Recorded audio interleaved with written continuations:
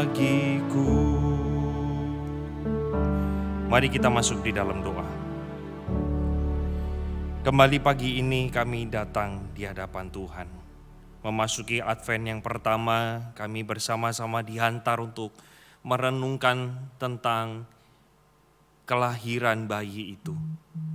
Kiranya Tuhan Kau boleh berbicara kepada setiap kami melalui kelemahan dan keterbatasan hamba-Mu. Sekali lagi kiranya Tuhan yang sucikan, kuduskan dan layakkan Dia. Supaya Tuhan pun disenangkan, Tuhan pun juga dimuliakan. Setiap kami yang mendengar di rumah kami masing-masing, Tuhan Kau bekerja di tengah-tengah setiap kami. Roh Kudus yang boleh menolong kami, memahami akan firman yang akan kami baca, yang akan kami dengar, dan Roh Kudus pula yang membantu kami untuk mentaatinya. Terima kasih Tuhan, di dalam nama Tuhan Yesus kami berdoa. Bersama-sama katakan, amin. Shalom Bapak Ibu yang dikasihi oleh Tuhan, kita bersyukur untuk kesempatan sekali lagi di pagi hari ini, di saat ini, kita akan bersama-sama merenungkan satu bagian firman Tuhan. Di Advent yang pertama ini saya mengajak kita bersama-sama melihat satu tokoh sentral, yaitu adalah Yusuf. Menjadi fokus pemberitaan awal di dalam Injil Matius, maka dari itu saya mengundang kita untuk boleh membuka bersama-sama di dalam Alkitab kita ataupun gadget kita, Matius pasal yang pertama ayat 18 hingga yang ke-25. Matius pasal yang pertama ayat 18 hingga yang ke-25. Saya akan membacakan untuk kita sekalian. Kelahiran Yesus Kristus adalah seperti berikut. Pada waktu Maria ibunya bertunangan dengan Yusuf, ternyata ia mengandung dari Roh Kudus sebelum mereka hidup sebagai suami istri. Karena Yusuf suaminya seorang yang tulus hati dan tidak mau mencemarkan nama istrinya di muka umum, ia bermaksud menceraikannya dengan diam-diam. Tetapi ketika ia mempertimbangkan maksud itu, malaikat Tuhan nampak kepadanya dalam mimpi dan berkata, Yusuf anak Daud, janganlah engkau takut mengambil Maria sebagai istrimu. Sebab anak yang di dalam kandungan adalah dari Roh Kudus. Ia akan melahirkan anak laki-laki dan engkau akan menamakan dia Yesus karena dialah yang akan menyelamatkan umatnya dari dosa mereka. Hal itu terjadi supaya genaplah yang difirmankan Tuhan oleh Nabi. Sesungguhnya anak darah itu akan mengandung dan melahirkan seorang anak laki-laki. Dan mereka akan menamakan dia Immanuel, yang berarti Allah menyertai kita. Sesudah bangun dari tidurnya, Yusuf berbuat seperti yang diperintahkan malaikat Tuhan itu kepadanya. Ia mengambil Maria sebagai istrinya dan tetapi tidak bersetubuh dengan dia sampai ia melahirkan anaknya laki-laki dan Yusuf menamakan dia Yesus. Sampai di sana pembacaan kita pada saat ini. Bapak Ibu, saya akan mulai dengan sebuah tokoh bagaimana seorang wanita yang bernama Cut Fitri, wanita asal Aceh yang pada akhirnya di dalam perjalanan hidupnya dia mengaku bahwa dia mendapatkan sebuah mimpi berjumpa dengan Yesus. Di dalam mimpinya dia melihat ada seorang pria berjubah putih yang akhirnya menjamah kepalanya dan dia merasakan kedamaian pada waktu dia mendapatkan mimpi itu. Bukan hanya sekali tetapi lebih dari satu kali dia mendapatkan mimpi itu dan dia mengkonfirmasi dengan suaminya dan menyatakan bahwa itu adalah pribadi Yesus. Sontak ketika dia mendapatkan mimpi itu dan dikonfirmasi bahwa itulah pribadi Yesus yang dipuja oleh orang Kristen, maka dia mengambil satu keputusan untuk dia mengikut Yesus. Untuk dia meninggalkan imannya yang dulu dan dia memilih untuk mengikut Yesus. Tapi Bapak Ibu yang dikasihi Tuhan, bukan berarti ketika dia mengatakan aku mau ikut Yesus, hidupnya akan lancar-lancar. Ternyata beberapa waktu yang lalu di tahun ini, saya pada waktu mewawancara dia di sosial media, Dia mengatakan dia memiliki satu dampak yang besar bagaimana karena keputusan dia untuk mengikut Yesus. Akhirnya keluarga besarnya mengambil secara paksa anaknya. Dan akhirnya dia terpisah dengan anaknya selama beberapa satu jangka waktu. Saya tidak tahu Bapak Ibu sekarang kondisinya seperti apa. Tetapi yang saya ingin mengatakan kepada setiap kita, bahwa ketika seseorang taat mengikuti Yesus, jangan kita berpikir bahwa selalu pasti akan enak, selalu hidupnya akan nyaman, selalu akan mendapatkan satu kelancaran. Saya mengajak kita untuk melihat satu perspektif yang lain, Bapak Ibu. Bahwa ketaatan kita mengikut Yesus bukan hanya memberikan satu berkat secara jasmani kepada kita, tetapi sebenarnya di dalamnya pun ada penderitaan yang menjadi bagian. Tapi seringkali bukankah kita mendengarkan banyak sekali beberapa gereja, beberapa pendeta mendengungkan sebuah janji-janji yang tidak sesuai dengan apa yang Alkitab katakan. Zaman sekarang banyak yang mengatakan bahwa kalau ikut Yesus engkau akan mendapatkan berkat jasmani yang melimpah. Kalau engkau ikut Yesus kamu pasti sehat, tidak mungkin sakit. Kalau kamu ikut Yesus hidupmu akan lancar. Kalau kamu ikut Yesus semua yang kamu pikirkan, semua apa yang kamu rencanakan pasti berhasil. Singkatnya disimpulkan dengan satu kalimat. Kita itu diciptakan menjadi kepala bukan ekor. Kita itu diciptakan untuk kita terbang tinggi bukan turun. Kita kenal dengan teologi namanya kesuksesan atau kemakmuran, prosperity gospel. Sehingga sisi bagaimana mengikut Yesus itu dengan pikul salib dan menyangkal diri itu dihilangkan.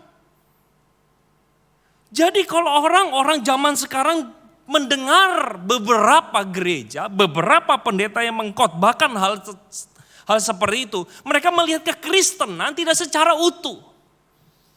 Kalau mengikut Yesus itu harus mendapatkan ini semua, maka saya akan mengatakan bahwa Yusuf dan Maria yang adalah saksi pertama yang melihat kelahiran Yesus di dalam rahim Maria tidak mengalami hal itu. Bapak Ibu, jauh sekali dari yang namanya lancar hidup mereka. Jauh sekali dari yang namanya mendapatkan berkat jasmani secara melimpah. Maka dari itu saya mengajak kita melihat satu keteladanan yang Yusuf berikan di dalam catatan Injil Matius kepada setiap kita. Saya mengajak kita melihat bersama-sama Bapak Ibu, ketika kita melihat di dalam ayat 18 dan 19. Di sana dikatakan bahwa pada waktu Maria ibunya bertunangan dengan Yusuf, ternyata ia mengandung dari Roh Kudus sebelum mereka hidup sebagai suami istri. Karena Yusuf suaminya seorang yang tulus hati dan tidak mau mencemarkan nama istrinya di muka umum, ia bermaksud menceraikannya dengan diam-diam. Bapak Ibu, pada waktu kita membaca bagian ini mungkin kita agak sedikit bingung nih. Kenapa? Coba perhatikan ayat 18 dikatakan mereka belum hidup sebagai suami dan istri. Tapi ayat 19 dikatakan Yusuf adalah suaminya. Loh, ini kok aneh ya Pak ya? Ini kayaknya ada sebuah kejanggalan nih Pak. Katanya kalau belum hidup suami istri ya sebenarnya seharusnya ditulisnya adalah pacarnya. Pacarnya Maria yang bernama Yusuf. Kenapa kok disebutnya suaminya? Tapi ketika dibilang belum hidup suami istri tapi dikatakan sudah itu adalah suaminya. Dan dikatakan juga, nanti kita akan bahas, tidak mau mencemarkan nama istrinya. Waduh, ini bingung-bingung Pak. Perlu dijelaskan. Nah maka dari itu saya mengajak kita bersama-sama untuk melihat satu tradisi Yahudi. Jadi ketika si A pria, si B wanita ingin dinikahkan atau ingin menikah, tidak seperti kita.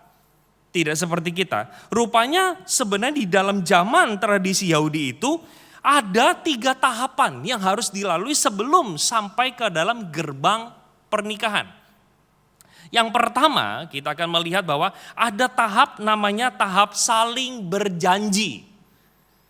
Ya, tahap ini biasanya dihadiri oleh pihak orang tua.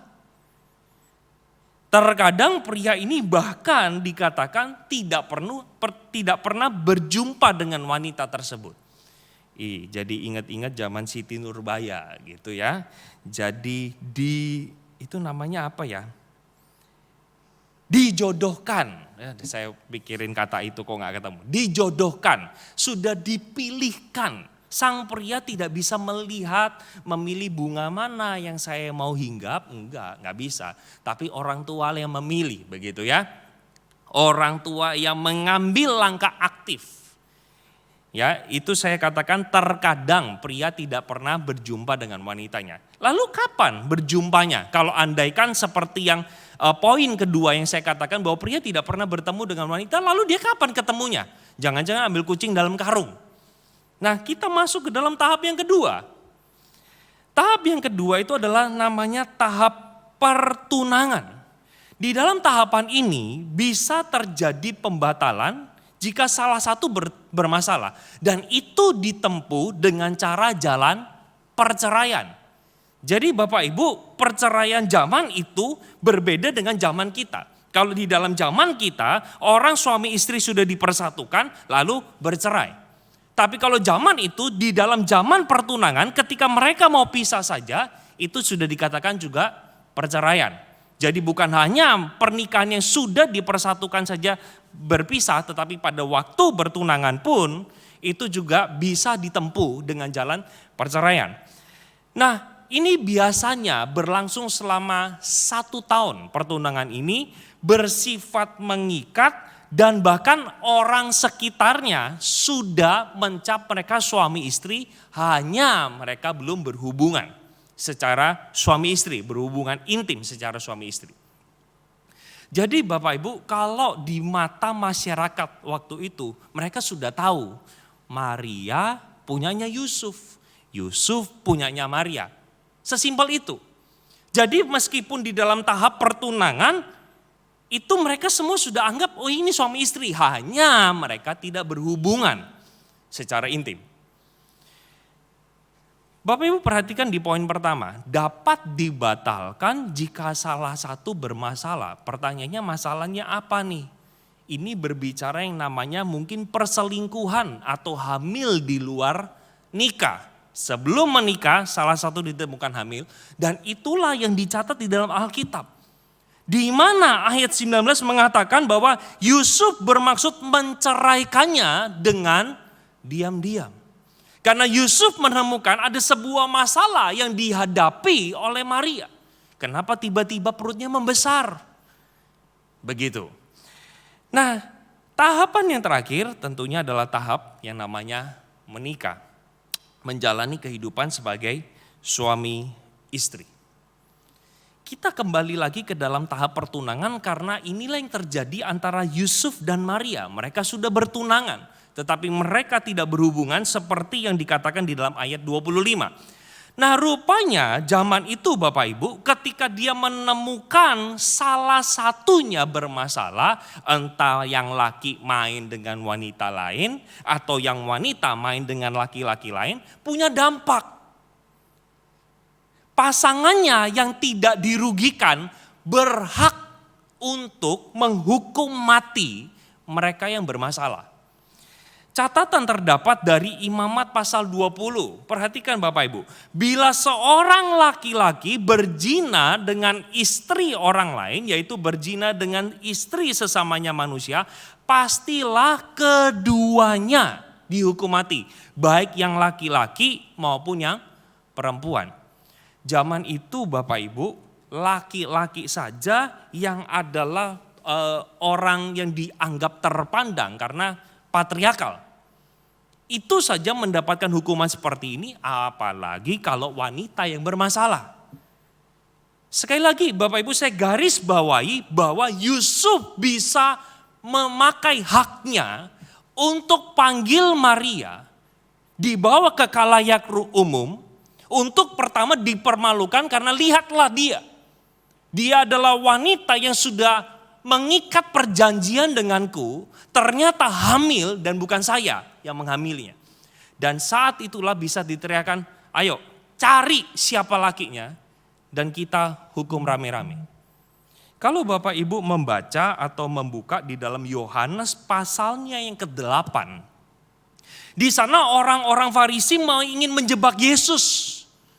Dengan menghadirkan seorang wanita dan dikatakan, "Guru, Rabi, wanita ini kedapatan berzina. Apa yang harus kami lakukan? Menurut hukum Musa, kami harus melempari dia dengan batu sampai mati." Tapi yang namanya orang Yahudi itu licik. Prianya mana? Wanitanya doang yang dibawa. Karena memang tujuannya adalah menjebak Yesus. Dan itu semua dibungkus dengan peraturan ini, Bapak Ibu. Peraturan bagaimana ketika ditemukan suami dan istri bermasalah, dua-duanya dibawa. Dan menarik sekali, Alkitab memberitahu kepada setiap kita sebuah clue bagaimana Yusuf suaminya adalah seorang yang tulus hati dan tidak mau mencemarkan nama istrinya di muka umum. Makanya dia bermaksud menceraikannya diam-diam. Artinya Yusuf tidak mau menempuh dengan jalur yang orang pada umumnya lakukan. Yaitu mempermalukan si yang bermasalah dan juga menghukum mati. Bapak Ibu, LAI memberikan satu terjemahan itu tulus hati. Tetapi kalau kita membuka, saya sengaja menghadirkan dua terjemahan bahasa Inggris, kita menemukan di sana kata yang digunakan bukan sebenarnya tulus, bukan pure heart, tetapi righteous man.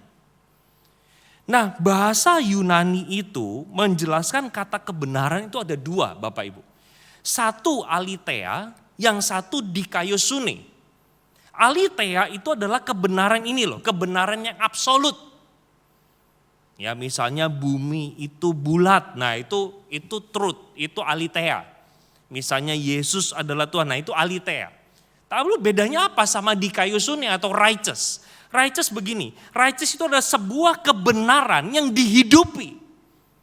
Alkitab menggunakan bahwa Yusuf adalah seorang yang righteous. Berarti di dalam kehidupannya hukum-hukum Taurat itu menjadi fokus di dalam pemikiran dia. Dia ingin menyenangkan hati Tuhan, bagaimana di dalam kehidupan dia, di dalam praktek hidup dia, aku tidak mau bergeser. Kurang lebih seperti itu. Jadi yang dia kejar itu bukan sekedar belajar tentang aletheia atau truth. Tetapi bagaimana ketika dia tahu truth itu dan dia ingin mengejawantakannya di dalam kehidupannya, itulah righteous. Semoga bisa dipahami ya. Nah, saya agak sedikit menarik nih. Saya memberikan satu terjemahan bahasa Indonesia sehari-hari. Dikatakan bahwa Yusuf tunangannya itu adalah seorang yang selalu mentaati hukum agama. Dampaknya adalah jadi ia mau memutuskannya dengan diam-diam. Perceraian itu. Jadi sifat dia yang righteous mengambil sebuah keputusan untuk ceraikan dia diam-diam. Ketika kita melihat bersama-sama Bapak Ibu, setelah dia mempertimbangkan maksud untuk menceraikannya diam-diam, terjadilah sebuah intervensi ilahi di sana. Di sana dikatakan di dalam ayat 20, tetapi ketika ia mempertimbangkan maksud itu, malaikat Tuhan nampak kepadanya dalam mimpi dan berkata, "Yusuf anak Daud, janganlah engkau takut mengambil Maria sebagai istrimu. Sebab anak yang di dalam kandungannya adalah dari Roh Kudus, ia akan melahirkan anak laki-laki, menamakan dia Yesus karena dialah yang akan menyelamatkan umatnya dari dosa mereka." Hal itu terjadi supaya genaplah difirmankan Tuhan oleh Nabi, sesungguhnya anak darah itu akan mengandung dan melahirkan seorang anak laki-laki dan mereka akan menamakan dia Immanuel, yang berarti Allah menyertai kita. Saya pada waktu mempersiapkan bagian ini, saya mulai memahami dan menyadari kenapa intervensi ilahi harus menggunakan mimpi atau dengan cara supranatural.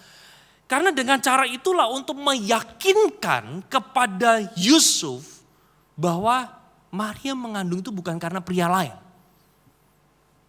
Sekarang Bapak Ibu, kalau misalnya bukan dengan cara supranatural tapi dengan cara biasa, Misalnya ada saat tetangga dia yang datang sama dia kasih tahu, sup, gue kasih tahu lu, istrimu itu bukan hamil dari pria lain tapi dari Roh Kudus.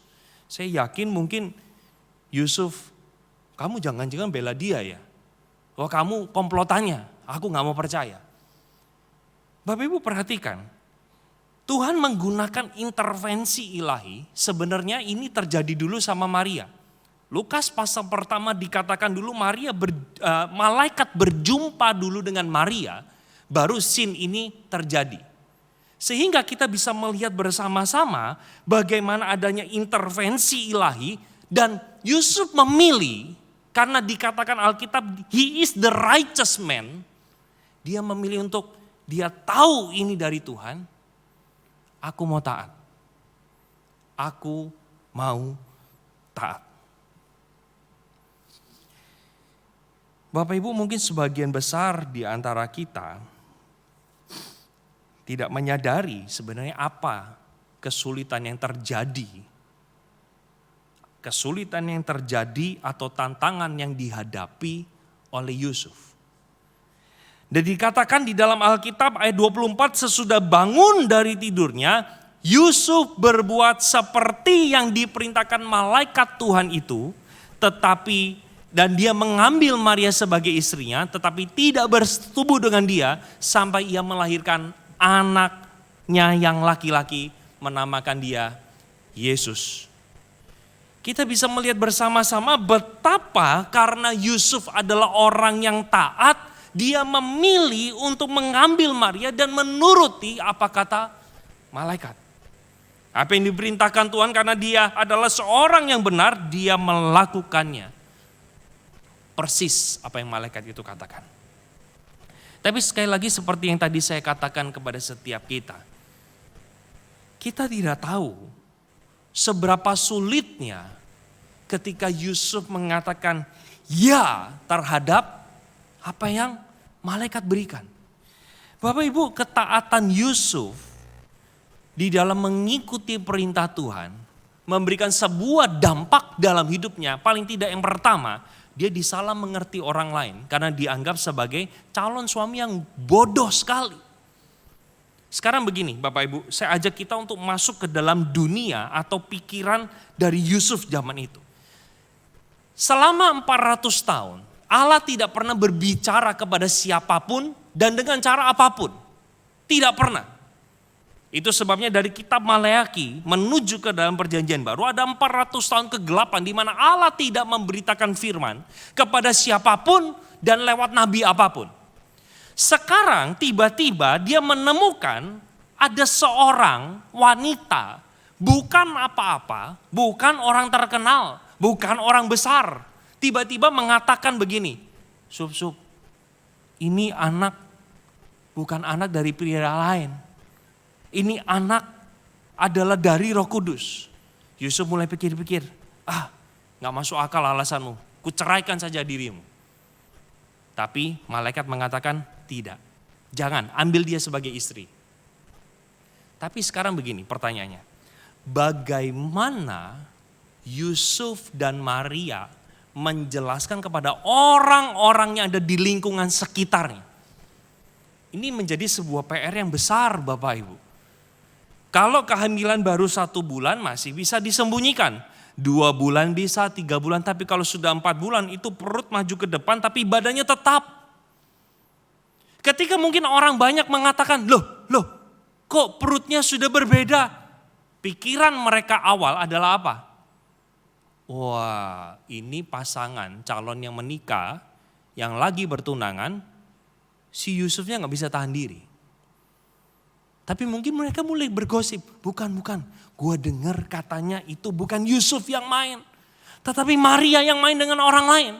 Makanya Bapak Ibu kalau nanti kita membaca di dalam Yohanes, kalau saya tidak salah itu pasal yang ke-8, ya Yohanes pasal yang ke-8 ayat yang ke-41, tuduhan orang banyak terhadap yang dikandung oleh Maria. Itu mereka berpikir itu ada hasil perzinahan. Alias Yesus itu sebenarnya anak haram, kurang lebih begitulah. Tetapi bagaimana dia bisa menjelaskan kepada orang banyak? Bukan, itu bukan dihamili pria lain, tetapi itu dikandung oleh Roh Kudus. Mereka akan berpikir gini, kamu gila, kamu ngarang cerita. Bagaimana mungkin bisa dikandung oleh Roh Kudus? Kamu itu siapa? Kamu bukan apa-apa, tidak mungkin. Juru selamat lahir dari seorang seperti kamu, kurang lebih begitu. Dan 8, kalau Yesus lahirnya normal ya, 8-9 bulan, dia harus menanggung malu, menjadi cibiran banyak orang, dan disalah mengerti orang lain. Hal yang kedua yang dihadapi oleh Yusuf, dia harus membantu Maria melahirkan bayi Yesus dengan cara yang tidak umum. Maksudnya apa Pak? Gak ngerti, kok cara tidak umum? Perhatikan di dalam Lukas pasal 2 ayat 6 dan 7. Di sana dikatakan tibalah waktunya bagi Maria untuk bersalin dan ia melahirkan seorang anak laki-laki. Nah, anaknya yang sulung lalu dibungkusnya dengan lampin, dibaringkannya di dalam palungan karena tidak ada tempat bagi mereka di rumah penginapan. Sekali lagi Bapak Ibu, malaikat hanya memberitahu yang dikandung Maria siapa. Tapi malaikat tidak pernah memberitahu lokasinya seperti apa. Apakah harus lahirnya di ranjang? Apakah lahirnya harus di rumah sakit? Tidak diberitahu. Bayangkan sekarang bagaimana bisa bangganya seorang bapak melahirkan anaknya tidak secara layak. Kalau coba kita flashback. Bapak Ibu ketika punya anak pertama, ya, diberikan satu kesempatan untuk boleh lahir di rumah sakit manapun, pertanyaan saya, apakah memilih lahir di taksi atau bajai? Jawabannya enggak. Kalau mampu bisa bayar, akan kasih tempat yang terbaik. Nanti Bapak Ibu saya akan mengajak kita hari Rabu besok. Kita akan melihat satu skema yang sebenarnya skenarionya ini kok aneh banget. Seolah-olah kelahiran Yesus di palungan, tidak ada tempat penginapan, lalu lahir di anak tukang kayu. Ini kok segalanya kayaknya gak dipersiapkan dengan baik nih. Apakah Yusuf dan Maria yang harus dipersalahkan atau siapa yang menjadi tersangkanya? Bapak Ibu, cara yang tidak umum inilah Yesus harus lahir di palungan. Bapak mana yang bangga kalau melahirkannya? Hei, aku seorang ayah yang melahirkan anak saya di dekat tempat sampah. Gak ada yang bangga. Bukan hanya itu. Cara tidak umum yang kedua adalah, Bapak Ibu saya kasih tunjuk kepada setiap kita, bisa lihat di dalam layar sebelah kiri saya. Bapak Ibu, Nazaret itu ada di atas. Bethlehem, Yerusalem itu ada di bawah. Bisa lihat di dalam tanda panah putih yang saya sudah berikan. Lukas pasal 2 mengatakan bahwa Kaisar Agustus memberikan perintah sehingga Yusuf dan Maria harus melakukan sensus itu. Mereka dari Nazaret berjalan turun ke bawah sampai ke Yerusalem, sampai ke Bethlehem. Ini kurang lebih saya mencatat Bapak Ibu, warna putih itu jaraknya 110 kilo. 110 kilometer. Berapa jauh sih? Kurang lebih begini, Bapak Ibu di Cawang itu jalan terus ke Bandung. Nah itu kurang lebih 110, 120 kurang lebih. Tapi orang Yahudi itu Bapak Ibu bisa lihat ya di daerah tengah itu adalah Samaria. Sementara daerah Galilea dan Yudea itu dipenuhi dengan orang Yahudi. Orang Yahudi zaman itu bermusuhan dengan orang Samaria. Dan orang Yahudi tidak mau menginjakkan kakinya di tanah Samaria. Sehingga jalur yang ditempuh bukanlah jalur putih. Tetapi saya kasih jalur warna kuning. Dia harus berjalan memutar dan Bapak Ibu lihat. Itu saya berikan garis warna hijau, itu adalah sungai Yordan. Ya ampun. Berarti pada waktu Kaisar Agustus mengeluarkan perintah, jalur kuninglah yang ditempuh oleh Yusuf dan Maria hingga sampai di kota yang bernama Bethlehem. Berapa lama tuh Pak kalau jalan? Saya membaca beberapa tafsiran, beberapa mengatakan paling cepat itu 1 minggu. Tapi jangan lupa, saya ingin tanya sama istri-istri di rumah yang sudah punya anak ya. Orang hamil tua, sudah hamil 8 bulan, 9 bulan, kuat jalan berapa jauh sih? Kita yang gak pernah hamil coba deh cari beban, taruh aja di perut kita. Beban yang 20 kilo, coba jalan.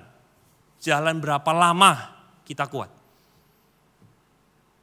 Seminggu itu sudah waktu yang paling cepat. Bahkan beberapa penafsir mengatakan bisa lebih lama. Kita ambil lah ya paling lama 1 bulan.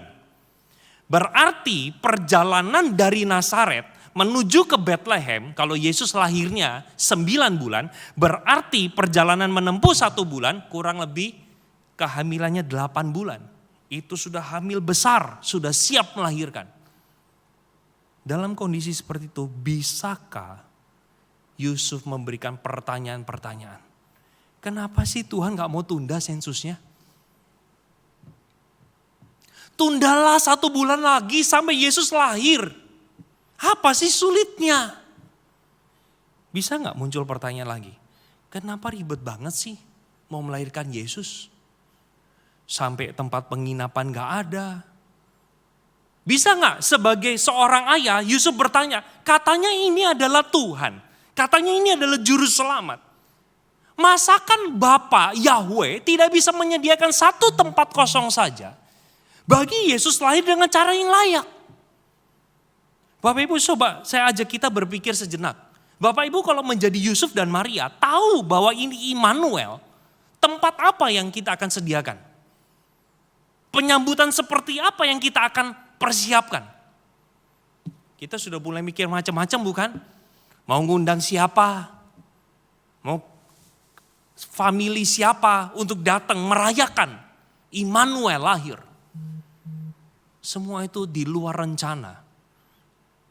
Karena keluarga dari Maria dan Yusuf adanya di Nazaret. Mereka harus pindah ke Bethlehem. Pertanyaan lagi yang muncul. Kurang maha kuasakah Tuhan untuk mengatur kosongnya sebuah kamar penginapan? Dan bahkan mungkin dia bertanya, kenapa Yesus tidak lahir saja sih sesudah Herodes meninggal? Kalau kita membaca Matius pasal 2 kita akan menemukan betapa Herodes begitu gelisahnya sehingga diperintahkan seluruh anak usia 2 tahun ke bawah bunuh. Yang terjadi dengan Yusuf dan Maria, anaknya dibawa kukut-kukut lari ke Mesir. Bisa gak sih di tengah kelahiran Yesus, Yusuf bertanya, kenapa tidak lahirnya sesudah Herodes mati? Dan Alkitab katakan sesudah Herodes mati, baru keluarga ini balik lagi ke Israel. Pertanyaan-pertanyaan ini jujur katakan tidak ada jawabannya. Nanti saya akan membahas ini di hari Rabu Bapak Ibu. Kita akan melihat bagaimana tangan Tuhan bekerja di luar apa yang kita bisa pikirkan. Tapi saya jadi teringat pada waktu mempersiapkan bagian ini. Kenapa ini semua terjadi? Karena hal ini senada dan sejalan dengan perintah Yesus. Barang siapa yang mau ikut aku, ia harus memikul salib. Bapak Ibu, seperti yang tadi saya katakan di awal, jauh dari benak Yusuf dan Maria. Ketika ikut Yesus diberikan kelancaran. Ketika ikut Yesus tidak ada problema. Ketika ikut Yesus semuanya aman. Oh, jauh dari itu. Mereka menanggung cibiran orang 8-9 bulan. Mereka harus menempuh jarak yang begitu jauh hanya demi kelahiran Yesus di Bethlehem dan lain sebagainya. Saya mengajak kita apa yang kita bisa pelajari saat ini lewat apa yang kita dengar. Yang pertama Bapak Ibu, kita belajar untuk taat pada firman meski sulit. Saya tidak tahu apa yang Bapak Ibu hadapi saat ini. Adakah mungkin ketika taat, Pak, saya itu bisa ambil untung besar ketika sedikit kompromi sama dosa. Apakah saya mau kompromi sedikit dapat cuan besar, ataukah saya memilih untuk taat ikut Tuhan, tapi tidak mendapatkan itu? Saya mengatakan taat kepada Tuhan tidak selalu mudah. Kita ada tantangan, kita ada kesulitan. Cuma pertanyaannya, maukah kita taat?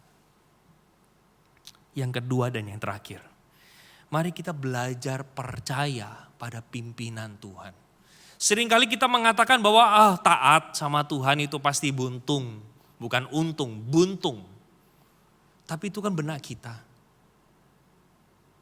Pada waktu Yusuf dan Maria mengatakan sesungguhnya inilah aku hambamu. Terjadilah seperti perkataan. Dan Yusuf dikatakan di dalam ayat yang ke-24. Dia mengambil Maria seperti yang diperintahkan. Dan hari itulah mereka melihat bagaimana tangan Tuhan juga menyertai. Di dalam segala tantangan, kesulitan. Tuhan menyertai. Tuhan bersama dengan mereka. Sampai ketika mereka melihat bayi Yesus itu lahir. Mereka melihat bagaimana penyertaan Tuhan yang ajaib terjadi dalam hidup mereka. Tamu pertama yang datang, gembala. Gembala memberikan kesaksian itu kepada Yusuf dan Maria di dalam Lukas pasal 2. Dan dikatakan Alkitab, Maria menyimpan itu di dalam hatinya. Tamu yang berikutnya dihadirkan orang Majus yang sudah dipersiapkan lewat sebuah bintang. Bahkan mungkin perjalanannya 1 tahun. Tapi orang Majus ini datang membawa mazmur dan kemenyan. Dan mereka melihat betapa luar biasanya tangan Tuhan bekerja. Dan tangan Tuhan bekerja juga menuntun dan menolong Yusuf dan Maria. Untuk bisa mengambil Yesus dan mengungsi ke Mesir. Apakah mati? Tidak. Tetap hidup. Sampai bahkan mereka menyaksikan bersama-sama karya terbesar yang Kristus lakukan. Dengan cara dia mati di atas kayu salib. Dan Maria ada di sana. Bapak Ibu dikasih oleh Tuhan, berapapun sulitnya hidup kita. Saya mengajak kita bersama-sama, Tuhan tolong supaya saya bisa taat. Tuhan tolong kasih kekuatan. Dan kita melangkah maju dengan percaya bahwa Tuhan memimpin kita. Mari kita masuk di dalam doa. Kami datang pada saat ini kepada Tuhan. Kami tahu Tuhan, mengikut Engkau, kami harus membayar harga dengan menyangkal diri dan pikul salib. Dan mengikuti Engkau. Tuhan tolong kami. Salib yang kami harus pikul mungkin berbeda-beda. Ada yang berat, ada yang besar, ada yang kecil, ada yang ringan. Ada yang mungkin bertubi-tubi. Tuhan hamba-Mu berdoa, dikala kami tidak bisa melihat tangan-Mu, rencana-Mu bekerja. Ajar kami untuk percaya. Saat kami tidak bisa melihat tangan Tuhan bekerja, kami mau belajar percaya hati Tuhan. Bagaimana hati-Mu sudah terpapar dengan kisah salib. Terima kasih Tuhan. Ajar kami sekali lagi untuk taat. Mengikuti firman-Mu. Hanya di dalam nama Tuhan Yesus kami berdoa. Amin.